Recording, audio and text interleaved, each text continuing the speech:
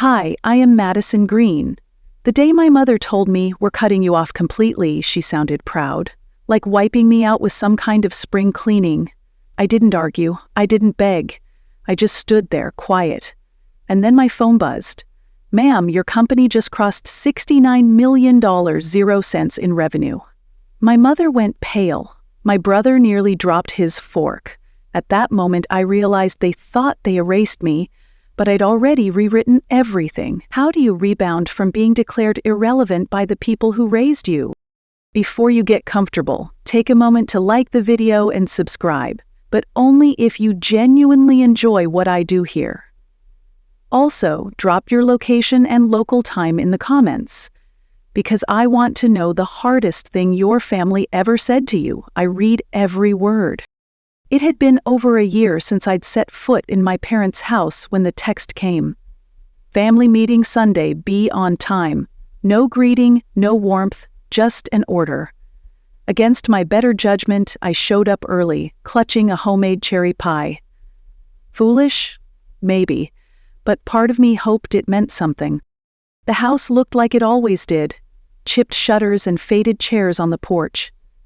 Inside, a faint citron cleaning scent lingered, Mom's favorite. But the air was stiff and cold, as if I'd walked into a sterile waiting room, not a family home. In the living room, there were 4 chairs, 3 sturdy armchairs side by side. Eli, my older brother, already sat in one. Miriam, my older sister, perched in another, nails tapping, poised. Mom sat centrally, phone in hand. Dad lingered silently on the couch. And then there was my chair, a wobbly folding seat tucked in the corner. The afterthought. My seat. I sat. No one said hello, no one smiled. I was a stray dog. They looked curious and cautious, like they expected me to make a mess. Mom cleared her throat. Zena, your father and I have made a decision. Her voice was rehearsed and clipped. Miriam uncrossed her legs, and Dad stared at the floor. We're severing financial ties, she announced.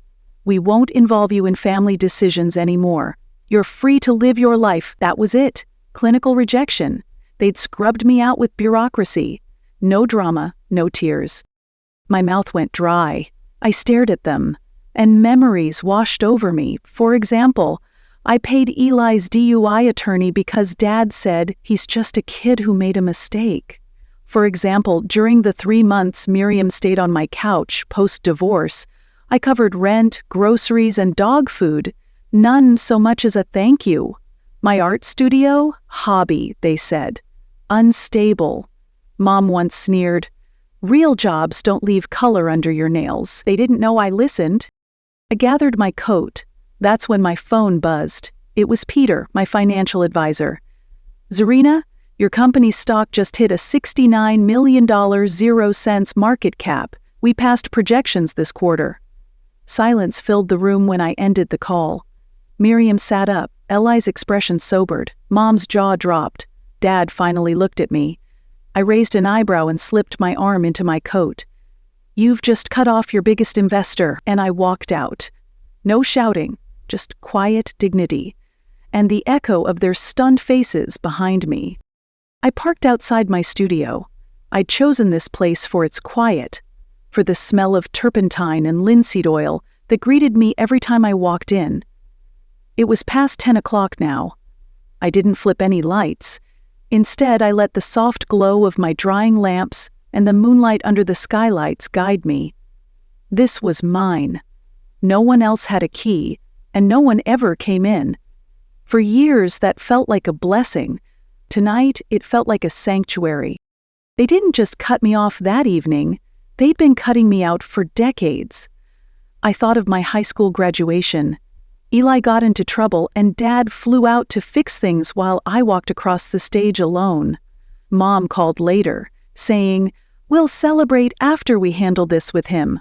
She never did. My Art Institute acceptance letter? My dream. I handed it over, shaking. She barely glanced up. Real artists end up broke, she said. Why not accounting? I tucked it away, too hurt to argue. And Miriam, ever passive-aggressive, "Don't outshine us," she'd whisper. "Quiet is family-friendly. Their expectations. I shrink so they don't feel threatened." I sat on the floor back against the storage closet, knees drawn close. The concrete was cool on my legs. Memories flickered. I wired Miriam to rent money. They never mentioned it again. I covered Eli's legal fees, twice. Always told it was out of love, and I believed them until I didn't. 2 years ago, they pushed me to co-sign their mortgage. "It's temporary," they said. I said yes and silently filed to remove my name. The bank approved it just before they tried refinancing my name. "Glitch," they said. I didn't dispute it, but I learned that silence can be powerful. You don't have to shout to regain control. I stood and reached for a maroon folder labeled Phase 3 in my drafting drawer. Inside were contracts, brokerage statements, and trust formation docs. They'd never know copies of transfers, passive income setups, NDAs, or advisory agreements. I'd built financial independence quietly. The last sheet was a checklist. Name removed from the mortgage, check. Passive income consolidated, check. Legal representation secured, check. Emergency fund indexed, check. Emotional cutovers in progress, no vengeance. Not even celebration, just liberation. My phone buzzed with Miriam's text. "Save the date, Eli's wedding, you're expected." My breath caught.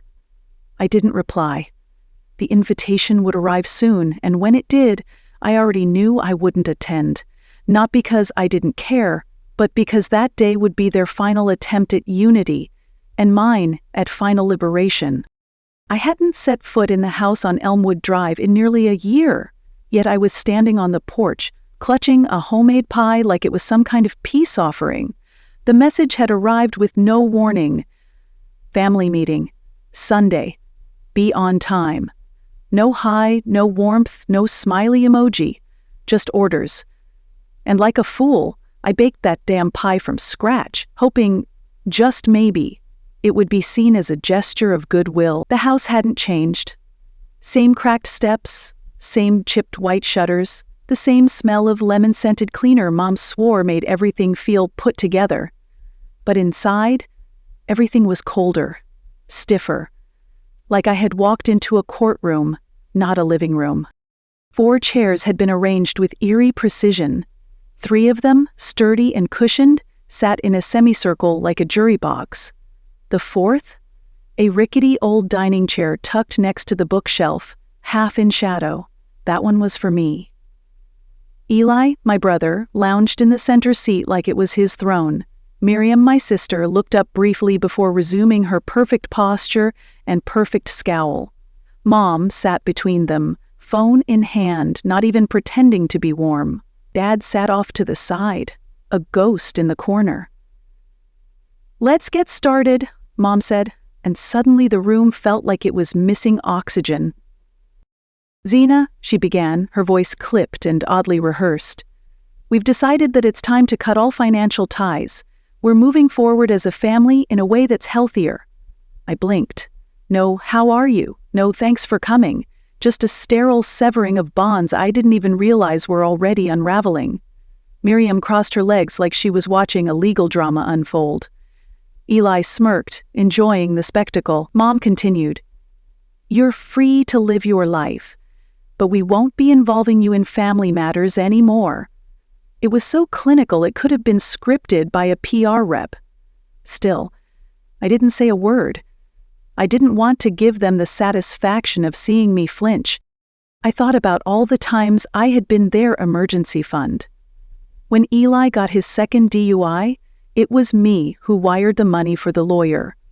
When Miriam crashed at my place during her messy second divorce, I fed her, paid her rent, and even walked her ridiculous Pomeranian. No one had ever said thank you. No one had asked how I was doing. My art studio? A joke to them. "You and your little paint projects," Mom once said. "Real jobs? Don't leave color under your nails." I used to bite my tongue thinking silence was love. I was wrong. It was just permission. My phone rang as I stood to leave, trying not to shake. Peter, my financial advisor. "Just a heads up," he said. "Your company's stock just crossed $69 million, 0 cents. You've officially outperformed next quarter's projections." I didn't smile. I didn't gasp. I just said, "Thanks, Peter," and hung up. The room had gone so still it felt like time had paused. Eli sat up. Miriam's smirk fed. Mom stared, slack-jawed. Even Dad looked at me for the first time that night. I slipped on my coat. "Well," I said evenly, "looks like you just cut off your biggest investor." And I walked out. No screaming, no tears, just the quiet slam of a door behind me and 1,000 untold stories I would never owe them. I drove back to my studio, my sanctuary tucked away in a warehouse district near the edge of town. The building smelled of linseed oil and cedar wood, and it was mine, every square inch. I didn't turn on the overheads. I liked the soft amber from the desk lamps casting shadows over my half-finished canvases. I moved through the space like a ghost, revisiting a former life. My fingers skimmed the edges of tables I built by hand, the paintbrushes still coated in dried layers from yesterday's chaos. It was peaceful here. Real, no expectations, no performances.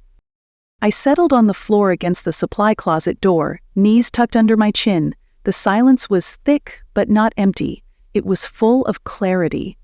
They hadn't just cut me off that night. They'd been cutting me down for years. I remembered the day I got into the Chicago Art Institute. Mom didn't even look up from her Sudoku. "Starving artist," she muttered. "Try graphic design instead." I remembered the voicemail she left when she skipped my graduation. "Your brother's legal situation is more urgent. We'll celebrate next week." They never did. I opened a drawer under my workbench and pulled out a thick maroon folder. Phase 3, the label read.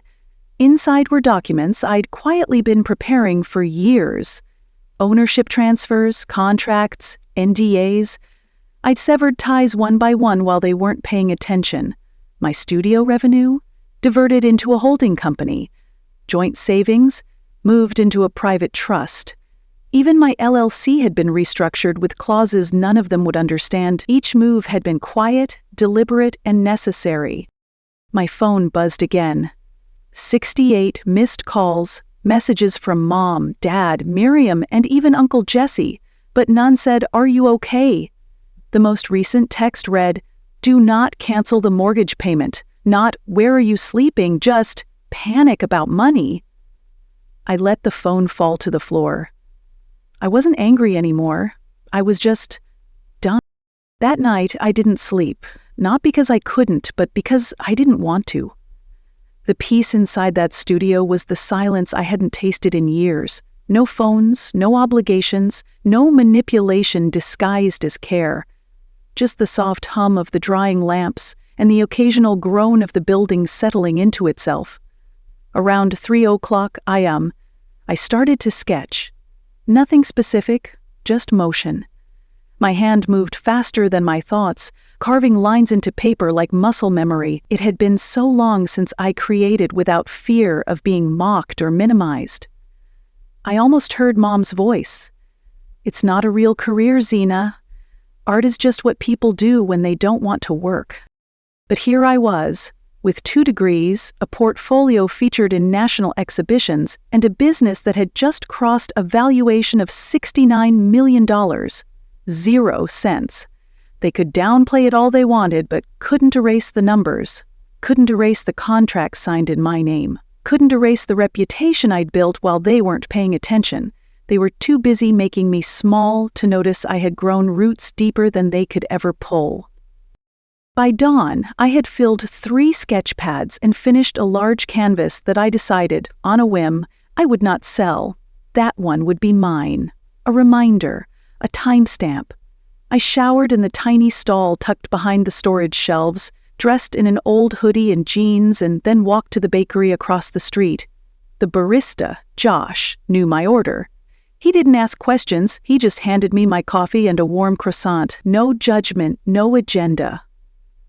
Just kindness. And maybe that's what struck me most. that a stranger could offer more compassion in one transaction than my own family had in years. When I returned to the studio, my phone was still on the floor, blinking weakly. I picked it up, opened my email, and began sending notices, first to the financial institutions, terminate all automatic transfers to family members' accounts, then to my lawyer, activate Clause 14B on the family trust, and finally, to my estate planner, initiate the asset protection plan we'd drafted but never implemented. It was time. I wasn't going to wait until another betrayal knocked me over. I was going to move first, every step strategic and airtight. Later that afternoon, while sorting through mail at the studio's front desk, I found a pale blue envelope between catalogs and a local zoning notice. My name was written in careful script, Miss Zena Clark, no return address. Inside was a formal invitation. Marcus and Cynthia Freeman invite you to their vow renewal, a celebration of unity and enduring love. In smaller print it added, formal attire, attendance required, arrive alone, alone. The word might as well have been bolded. It wasn't a request, it was a performance. I stared at the gold-trimmed card until it blurred in my vision. They still expected me to show up, smile, nod, be the quiet support, even after erasing me. I didn't RSVP. I didn't throw the card away either. I left it on my drafting table like a challenge. 2 days later, another message arrived. A text from Miriam. You're still expected. Don't make it awkward. I didn't respond. Not because I was unsure, but because I was calculating. They had rehearsed this moment, built a ceremony around the illusion of togetherness, and expected me to play my part in the background like a prop. So I made a decision. I wouldn't disrupt it. I wouldn't fight. I'd witness. I'd booked a hotel room a few miles from the venue in Savannah.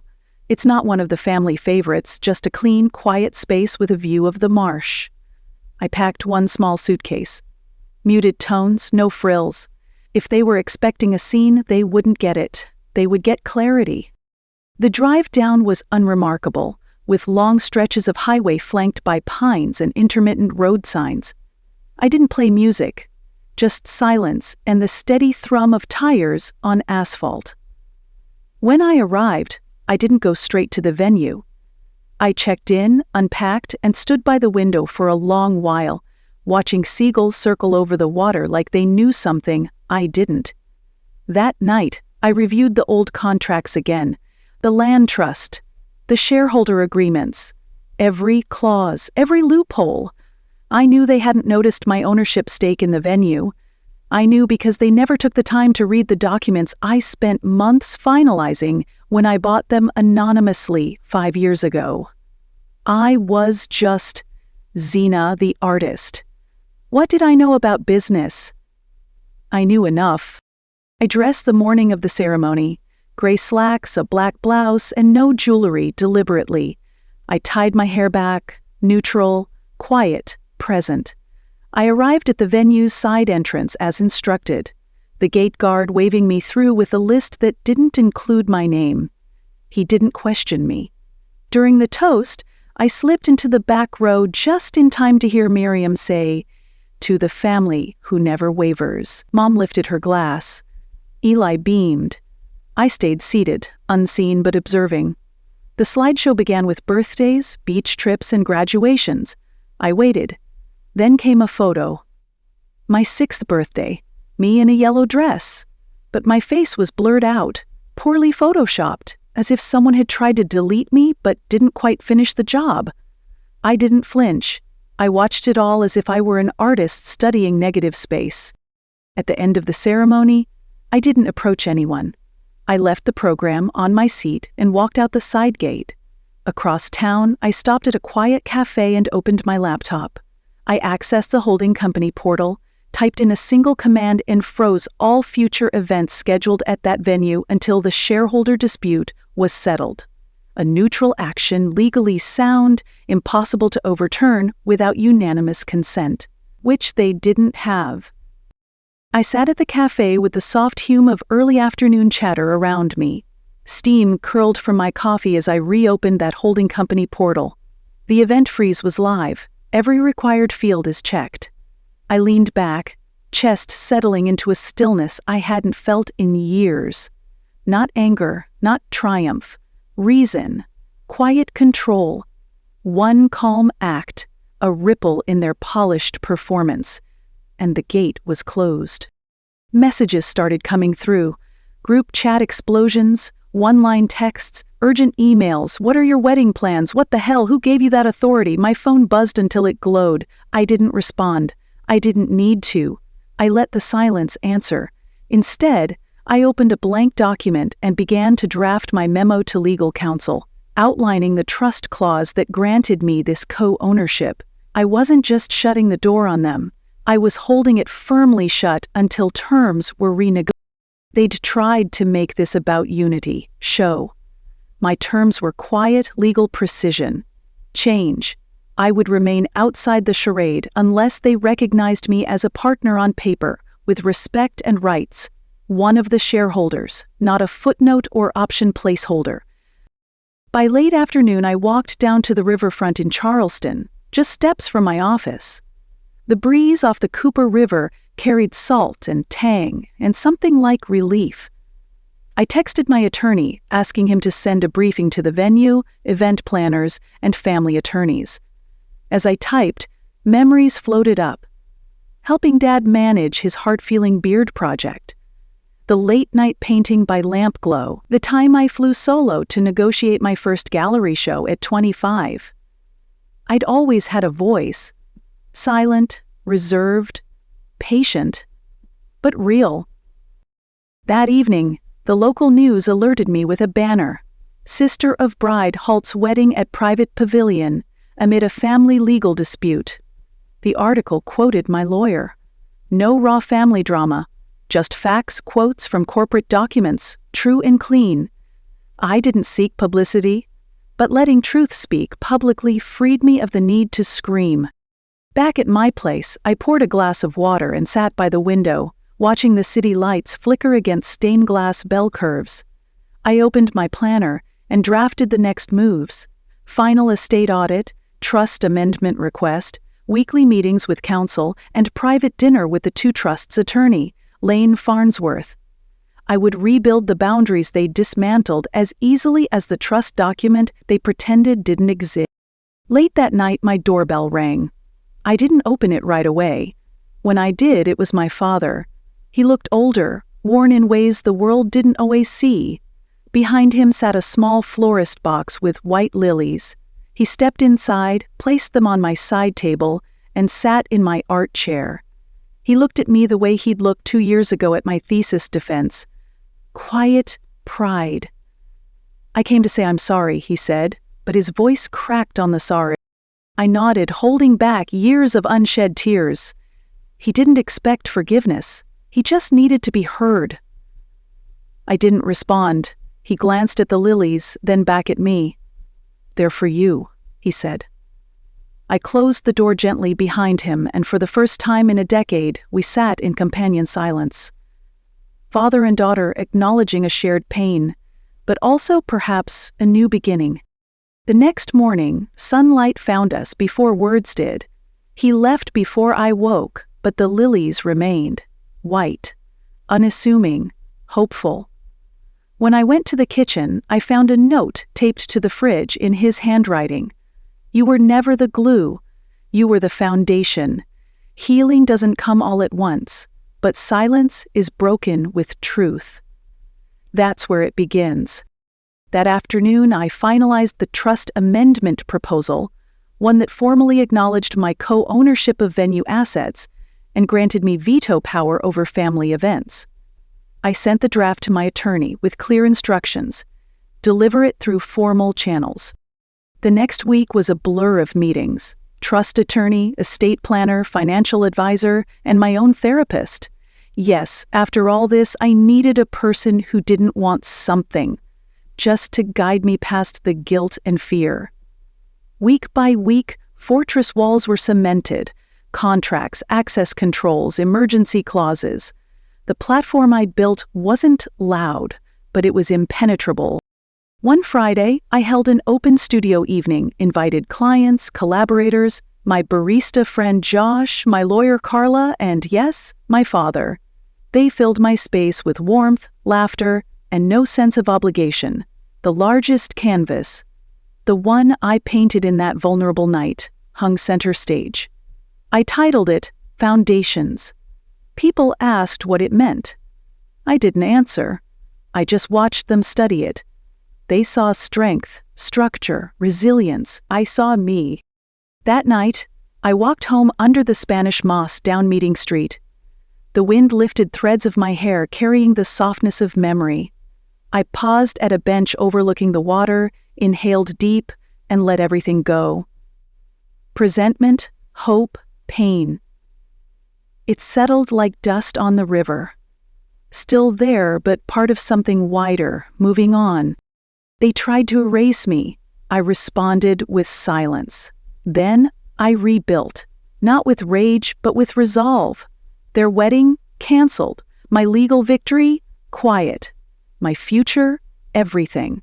And it all began with one decision: to stop shrinking, to stop asking for permission to exist.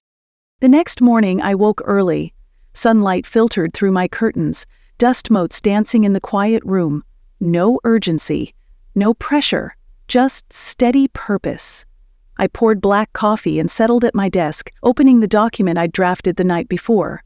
The trust amendment proposal sat there, bold clauses lined with logic and legal backing. I reviewed it one more time: co-ownership rights, veto authority, and revenue-sharing guarantees.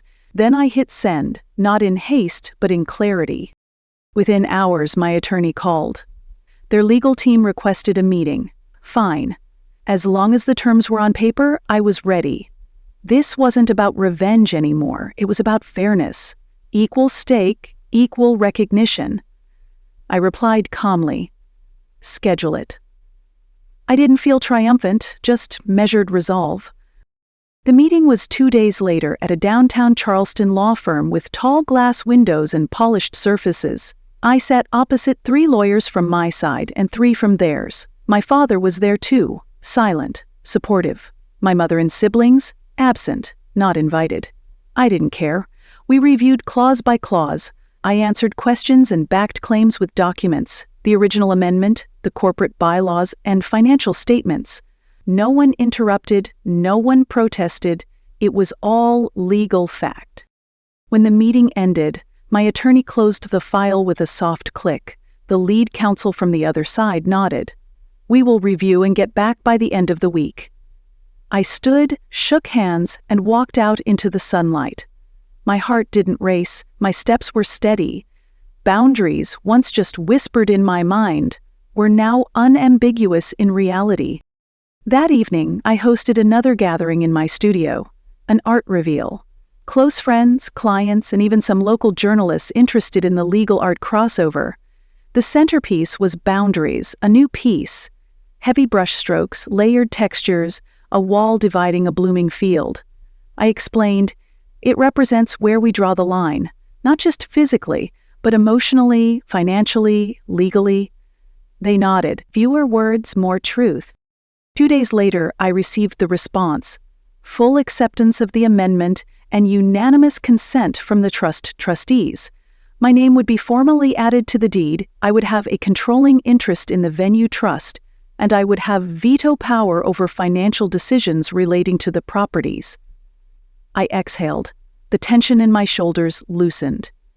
It felt like the ground had shifted in my favor. Not with fanfare, but solidity. Later that day, I got an email invite to Eli's wedding, this time addressed only to me, acknowledging me as an equal stakeholder, and another email, a brief but sincere apology from my mother. I was wrong. I'm sorry. I read it twice, then set it aside. I didn't need to answer, not yet. I closed my laptop and stood by the window overlooking the courtyard. Twilight settled, and string lights flickered on. I sipped a late cup of tea, feeling the warmth spread. The future felt wide, open, and free of invisible chains. That night, I added a new clause to the ZAM Foundation charter. Maintain quiet strength, not performative gestures. I deleted every trace of their names from my grant application and sent it off for legal review. Because building something real, meaningful, starts with your own commitment to integrity. In the following weeks, my calendar was filled with small victories, mentorship lunches, a gallery show, and co-founder calls from Silicon Valley. I filed that formal audit, I transferred emergency funds to my trust, I finally changed my email signature, Zurena A. Moore, founder and principal of Moore Legacy Trust and Venue Holdings. Silence didn't protect me before, boundaries did. One evening, I got a plain brown package, no return. Inside was a single photograph of me, smiling under the oak tree at my high school graduation. On the back, my mother's handwriting read, "Forever proud, Dana." It felt small, honest, and without strings attached. I hung it in my studio above the workbench. I've learned that family can hurt the most, but also family can teach you what matters, who you are when no one's watching, what you build in solitude, and the quiet power of saying no without raising your voice. I rebuilt my foundation, reclaimed my name, and stepped into a space where presence isn't permission, it's principle. Thank you for listening to this story of silent strength, of boundaries built with intention. If it resonated, let me know in the comments. Have you ever had to rebuild your foundation? How did you do it? I read every word.